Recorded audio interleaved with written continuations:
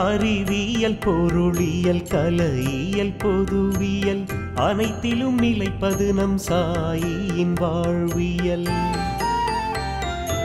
அறிவியல் பொருளியல் கலையியல் பொதுவியல் அனைத்திலும் நிலைப்பது நம் சாயின் வாழ்வியல். சாயின் வாழ்வியல், சாயின் வாழ்வியல்.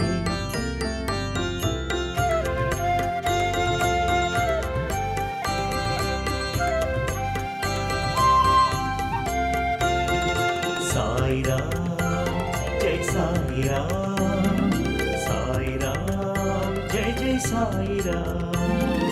அன்னை மண்ணின் பசும் வயல் பேண் தகைமை புவியியல் அனைத்துமாய் அமைந்தது நம் சாயின் வாழ்வியல். அன்னை மண்ணின் பசும் வயல் பேண் தகைமை புவியியல் அனைத்துமாய் அமைந்தது நம் சாயின் வாழ்வியல். சாயின் வாழ்வியல், சாயின் வாழ்வியல்.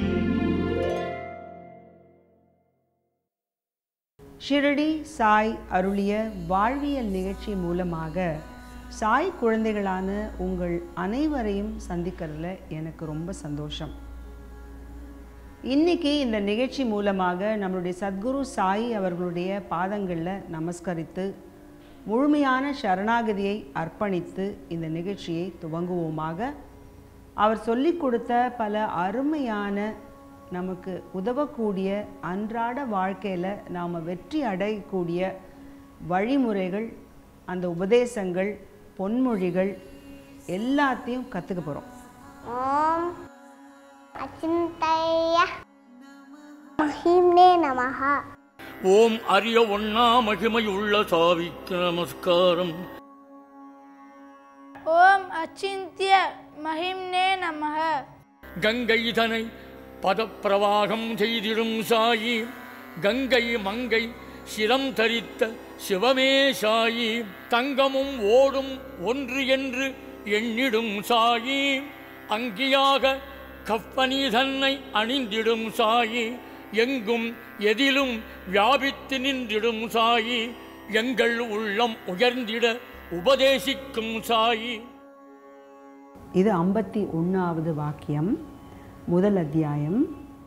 குருமார்களில் உத்தமமானவரே, நித்திய ஆனந்தமே, திருப்தி நிறைந்தவரே, சுய ஒளி படைத்தவரே, மங்களத்தின் இருப்பிடமே, ஆத்ம ராமரே, உமக்கு வணக்கம். நாம் என்ன சொன்னோம்? ஒரு இறை அருளை ஏன் நாம் போற்றணும்? போற்றும்போது நமக்கு என்ன கிடைக்குது? திருப்பி பார்ப்போம். குருமார்களில் உத்தமம் ஆனவரே, நித்திய ஆனந்தமே, திருப்தி நிறைந்தவரே, சுய ஒளி படைத்தவரே, மங்களத்தின் இருப்பிடமே, ஆத்ம ராமரே, உமக்கு வணக்கம். 4-5 வாக்கியங்கள் தான், ஆனால் ஒரு வாக்கியமும் ஒரு கடலான உண்மையை உங்களுக்கு சொல்ல போகுது. குருமார்களில் உத்தமமானவரே.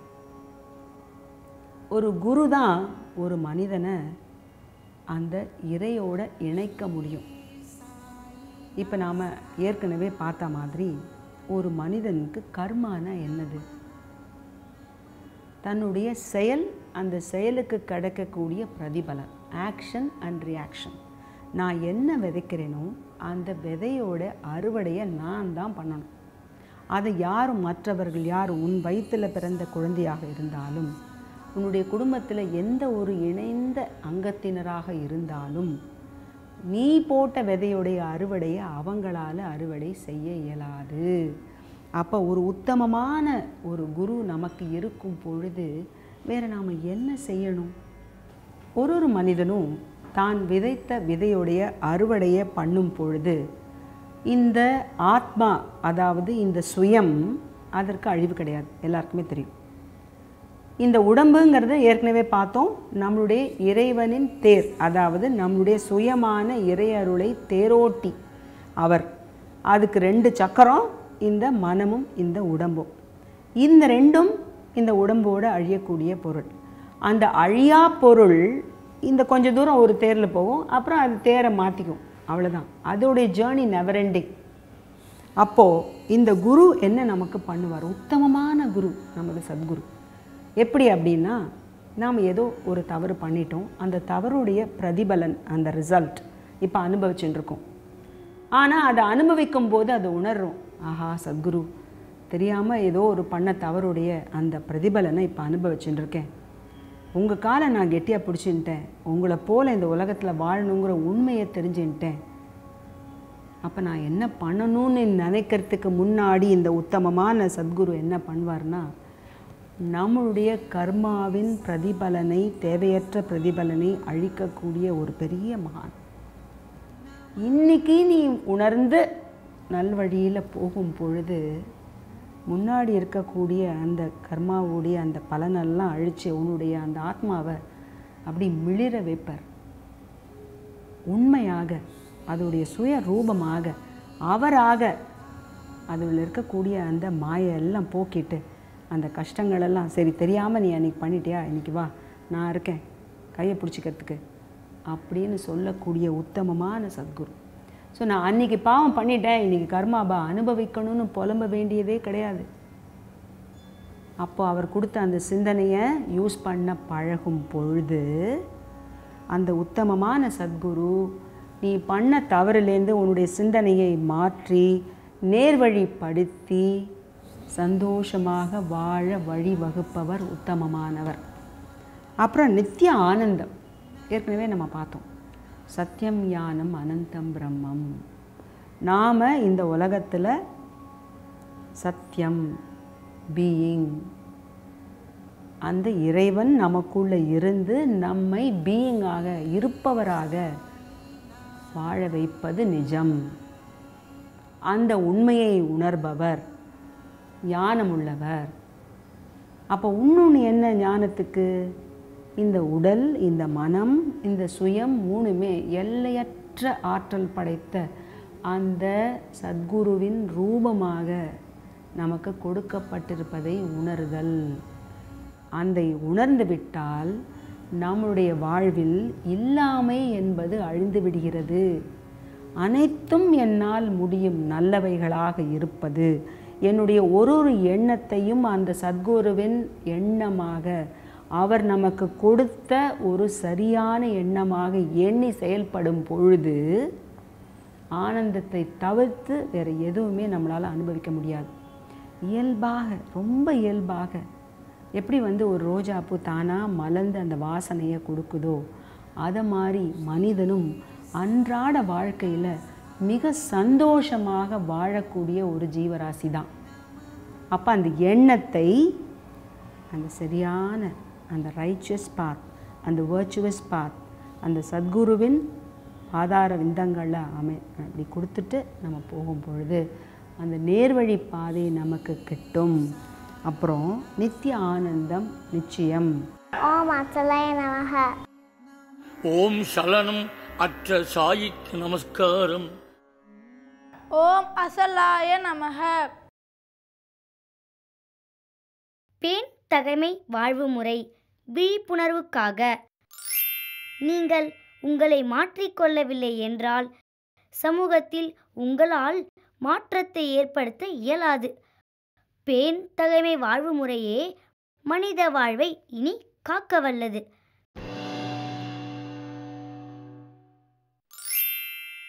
வல்லுநர்கள் கற்றுக் கொடுக்க முடியாததை மரங்களும் கற்களும் பயிற்றுவிக்கும். அந்த படிப்பினையே பேன் தகைமை என்கிறோம். Hi everybody, I'm a progress magnet. I'm a goodness magnet. I can attract all good.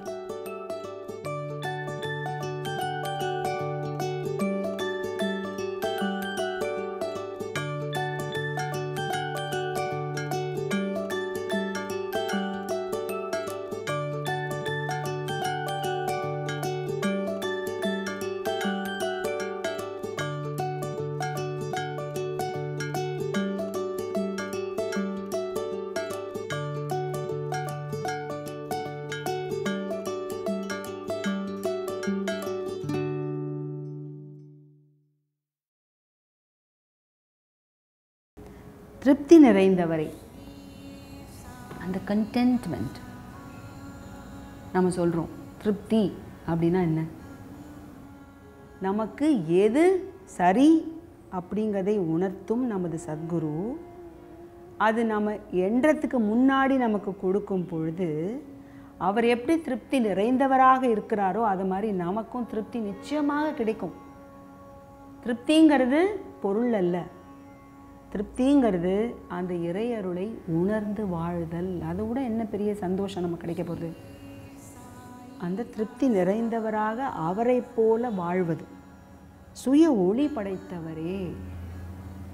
Light போட்டால் தான் ஒளியும் கிடையாது, சுயமான ஒளி.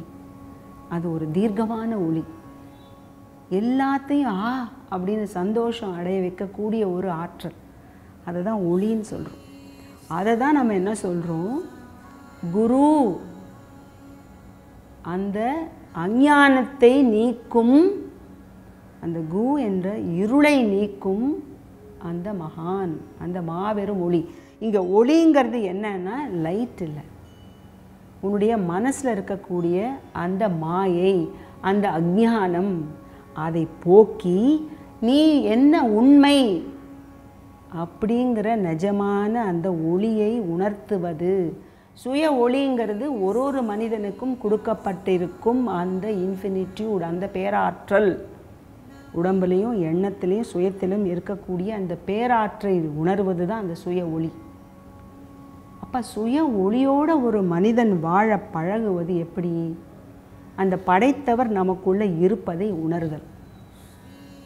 அவரை போல நாம் இருக்கோங்கும்போது அஞ்ஞானம் போய்விடுது. அப்போ நம்ம சத்குரு எங்கே இருக்கார்? இன்டர்னல், அந்த குரு இன்சைட்.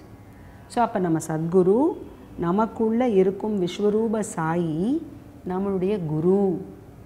அந்த குரு என்ன பண்ணுவார்?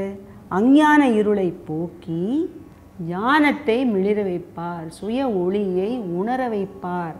அந்த சுய ஒளியை உணர வைக்கும் பொழுது, அந்த சாயியாக நீ வாழும் பொழுது வாழ்க்கையில் சந்தோஷத்தை தவிர்த்து என்ன கிடைக்கும்?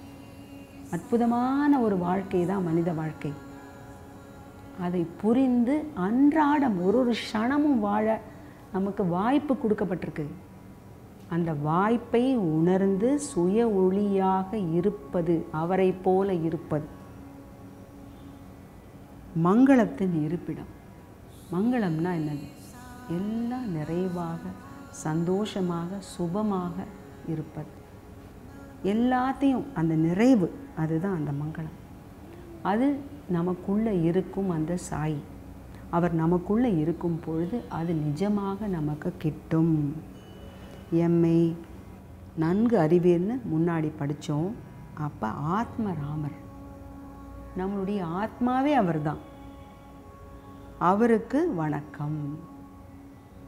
அப்போ இந்த ஒரே ஒரு வாக்கியத்திலே உங்களுக்கு அற்புதங்கள் பல புரிந்திருக்கும். 51வது வாக்கியம், முதல் அத்தியாயம், ஷிரடி சாயி சச்சரிதம். குருமார்களின் உத்தமமானவரே, நித்யானந்தமே, திருப்தி நிறைந்தவரே, சுய ஒளி படைத்தவரே, மங்களத்தின் இருப்பிடமே, ஆத்மராமரே, உமக்கு வணக்கம். இதில் என்ன சஸ்டெயினபிலிட்டி பிரின்சிபல் உங்களுக்கு புரிஞ்சுது? Very simple. ஏற்கனவே முன்னாடி சொன்ன மாதிரி தான். கடவுள் நமக்குள்ளே இருந்து நம்மளை செயல்படுத்தும் பொழுது இந்த உலகம் ஒன்று, சப்கா மாலிக் ஏக் ஹை, இறைவன் ஒருவரே. அப்போ நமக்குள்ளே இருக்கிற வித்தியாசங்களை முதல்ல நீக்கணும். அதுதான் சஸ்டெயினபிலிட்டி பிரின்சிபலுடைய ஃபண்டமெண்டல் முதல் படி, அதனுடைய ஃபவுண்டேஷன். எல்லார்கிட்டையும் கெஞ்சி கெஞ்சி கேட்குறது இன்றைக்கி உலகத்தில் இந்த யுனைடெட் நேஷன்ஸோட டெக்கேட் ஆஃப் சஸ்டெயினபிலிட்டி எஜுகேஷன். அதில் முதல்ல என்ன சொல்கிறா? வித்தியாசங்களை போக்குங்கள், உண்மையை உணருங்கள், மனிதனாக வாழுங்கள். இந்த நீங்களும் காக்கப்படும், இந்த உலகமும் காக்கப்படும். இந்த உலகம், இந்த planet, save the planet, save the பிளானட்னு எல்லாரும் கெஞ்சுறது நம்ம பாபா அன்றைக்கே சொல்லிட்டார். உனக்குள்ளே நான் இருக்கேன், நீ நான் சொல்கிறத கேளு, நான் அழகாக உனக்கு இருந்து உன்னுடைய வாழ்க்கையை கொண்டு செலுத்தக்கூடிய அந்த சுயமாக இருப்பதை உணர்ந்து நட. ஓம் அச்சுதாய நமஹ. ஓம் நழுவுதல் அற்ற, அதாவது உறுதியான சாயிக்கு நமஸ்காரம். ஓம் அச்சுதாய நமக. ராமகிருஷ்ண ருத்ர பிரம்ம மாருதசாயி ராகதாளத்தோடு நடனம் புரிந்திடும் சாயி தேகத்தின் அகமும் புறமும் பயணிக்கும் சாயி தேக ஆரோக்கியத்தின் திவ்ய மருந்தே சாயி குருவின் பூரண அருளுடனே மிளிர்ந்திடும் சாயி குருஸ்தானத்தில் அமர்ந்து ஆசி வழங்கிடும் சாயி. ஆத்ம ஞானம் பெறுவதற்கு சிறந்த வழி குரு பக்தி, குரு மார்க்கம் என்று சொல்லக்கூடியதே சிறந்தது என்று பாபா கூறுகிறார். தமக்கும் குருவுடைய கிருபையினாலேயே எல்லாம் கிடைத்து விட்டிருக்கிறார். அவர் நான் எதையும் படிக்கவில்லை, எந்த விதமான சாதனையும் செய்யவில்லை, குரு என்னை பார்த்து கொண்டே இருந்தார், அவர் பார்வையினாலேயே எனக்கு எல்லாம் கிடைத்து விட்டது என்கிறார். அவர் கூறுகிறார், தன்னுடைய குரு எவ்வளவு தரம் குறைவாக இருந்தாலும், இதர குருக்கள் எவ்வளவு தரம் உயர்ந்ததாக இருந்தாலும் தன்னுடைய குருவிடம் முழு நம்பிக்கை வேண்டும் என்று கூறுகிறார். இதர குருமார்களின் தகுதிகள் எவ்வளவு அதிகமாக காணப்படினும், உன்னுடைய குருவின் தகுதிகள் எவ்வளவு குறைவாகினும் சற்றும் தளராத விசுவாசுடன் உன் குருவையே பின்பற்று. குரு கிருபை ஒன்றே நமது சாதனை. அதன் பயனாக அனுபவமாக ஞானம் பெறுகிறது. அதனாலே அவர் கையில் கொடுக்கல குரு, அவரை அந்த மாதிரி அவரை நம்பி குருவிட்ட பக்தி செலுத்துறதுனாலேயே நம்மையும் அறியாமல் நமக்கு அந்த ஞானம் கிடைத்து விடுகிறது என்று கூறுகிறார். 4 சாதனைகளும் 6 சாஸ்திரங்களும் அவசியமே இல்லை. குருவை பரிபூர்ணமாக நம்பியிருப்பது ஒன்று மட்டுமே போதும், அது ஒன்றே சாதனை என்று பாபா அழுத்தம் திருத்தமாக சொல்கிறார். அதாவது உதாரணம், ஏகலைவன். ஏகலைவனுக்கு துரோணர் வில்வித்தை கற்றுவிப்பதற்கு மறுத்துவிட்டார். ஆனால் துரோணரை போல் ஒரு சிலையை வைத்துக்கொண்டு அதன் முன் எல்லா வித்தையும் கற்றுக்கொண்டு அவரிடம் உள்ள எல்லா வித்தைகளையும் ஏகலைவன் புரிந்து கொண்டு விட்டான். அது அந்த அவருடைய மன ஒருமைப்பாடு குருவினிலிருந்த ஒரு பக்தியினாலே. அதைத்தான் அவர் சொல்கிறார், குரு தாமாக உனது குரு ஆகிவிடுவதில்லை, நீயே அவரை குருவாக மதிக்க வேண்டும். அதாவது ஏகலைவன் போல், அதாவது அவரிடம் விசுவாசம் வைக்க வேண்டும். ஒரு ஓட்டாஞ்செல்லை எடுத்து வைத்துக்கொண்டு அதை உனது குருவாக பாவித்து வா, அப்போது உன் இலக்கு அல்லது குறிக்கோள் கிட்டுவிடுகிறதா இல்லையா என்று பார் என்கிறார். அதாவது நமக்கு அந்த ஒருமையான மனம், திடமான நம்பிக்கை வேண்டும் என்று அவர் கூறுகிறார். அவர் பாபாவுடைய இது ஒரு முக்கியமான உபதேசம். குருவின் திருவடை பெற வணங்குவது, கேட்பது, தொண்டு புரிவது ஆகவே சாதனைகளாகும். குருவிடத்தில் போய் அவரை வணங்குவது, அவருக்கு வேண்டிய சேவைகளை செய்வது, அவர் அப்பொழுது சொல்வதை கேட்டுக்கொள்வது, இவையெல்லாம் தான் சாதனங்கள். அது இந்த ஞானம் அனுபவமாக கிடைக்கக்கூடியது, அவர் கையில் கொடுப்பதில்லை. நாமே அதை அனுபவிப்போம். அதை வார்த்தைகளினாலோ உபதேசத்தினாலோ கிட்டக்கூடியதில்லை. ஞானம் என்பது அனுபவபூர்வமாக உணரப்பட வேண்டியது. அது நேரடி உபதேசத்தினால் கிட்டக்கூடியது இல்லை என்று பாபா கூறுகின்றார். இது பாபாவினுடைய வழிமுறைகளிலே மிகச் சிறந்தது. நாம் நமது குருவை பின்பற்ற வேண்டும், குருவிடம் விசுவாசம் வைக்க வேண்டும். அதன் மூலமாகவே நமக்கு எல்லாம் கிட்டிவிடும் என்று பாபா கூறுகிறார்.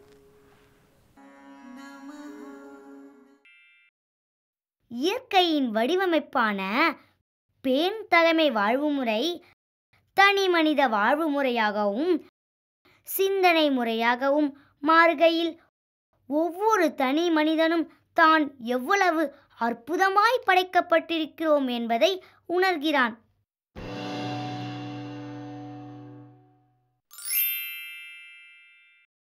ஒரு உதாரணமாக திகழ்வது மற்றவர்களை ஊக்குவிப்பதற்கான பிரதான வழி மட்டுமன்று, அதற்கான ஒரே வழியுமாகும்.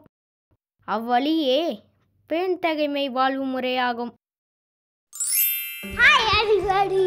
I'm a progress magnet. I'm a goodness magnet. I can attract all good.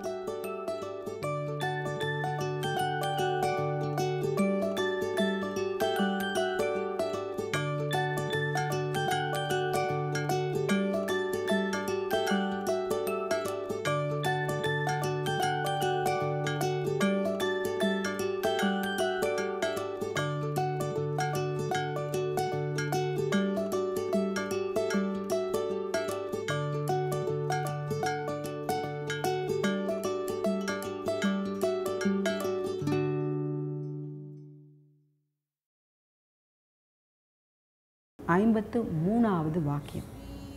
கருணை பொக்கிஷமே ஜெய ஜெய. கோதாவரி கரையில் நடமாடுபவரே ஜெய ஜெய. பிரம்மாவும் விஷ்ணுவும் சிவனும் ஆகியவரே ஜெய ஜெய. தத்தாத்ரேயரின் அவதாரமாகிய உமக்கு நமஸ்காரம். முதல் அத்தியாயம் ஷிரடி சாய் சச்சரிதம் 53வது வாக்கியம். கருணை பொக்கிஷமே ஜெய ஜெய. கோதாவரி கரையில் நடமாடுபவரே ஜெய ஜெய. பிரம்மாவும் விஷ்ணுவும் சிவனுமாகியவரே ஜெய ஜெய. தத்தாத்ரேயரின் அவதாரமாகிய உமக்கு நமஸ்காரம். தத்தாத்ரேயர் அப்படின்னாலே இந்த உலகத்திற்காக தன்னை அளித்தவர் தத்தர். அப்போது நம்முடைய சத்குரு சாயி எதற்காக மனித ரூபம் எடுத்தார்? இந்த மக்களை காப்பதற்காக.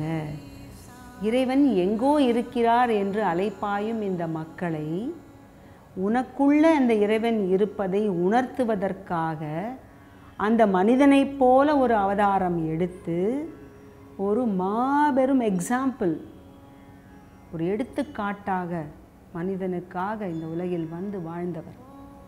அந்த தத்தரின் ஒரு அவதாரமாக வாழ்ந்தவர்.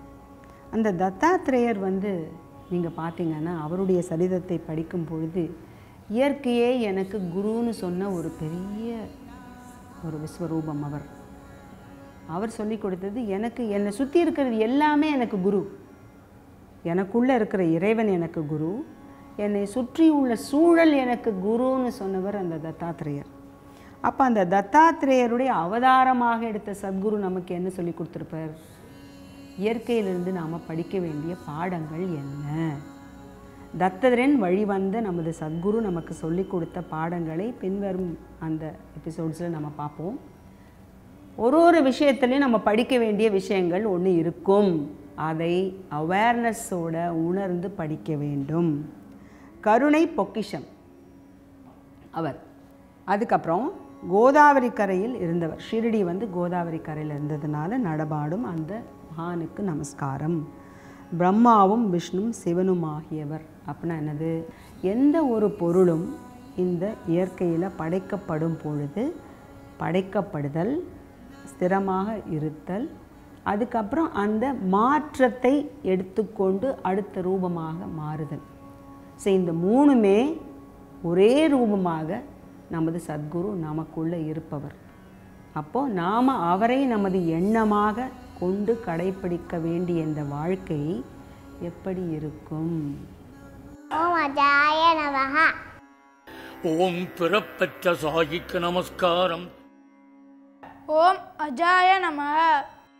யாம் இருக்க பயமேன் என மொழிந்த நல் சாயி, யாதுமாகி நின்று எமை காத்திடும் சாயி, விண்ணப்பம் ஏற்று நிறைவேற்றிடும் சாயி, திண்ணமான நம்பிக்கையே பொறுமையே சாயி, உமது பாதம் தன்னில் பணிந்தோம் அன்புடன் சாயி, எமது வாழ்வு சிறக்க அருள் புரிந்திடும் சாயி.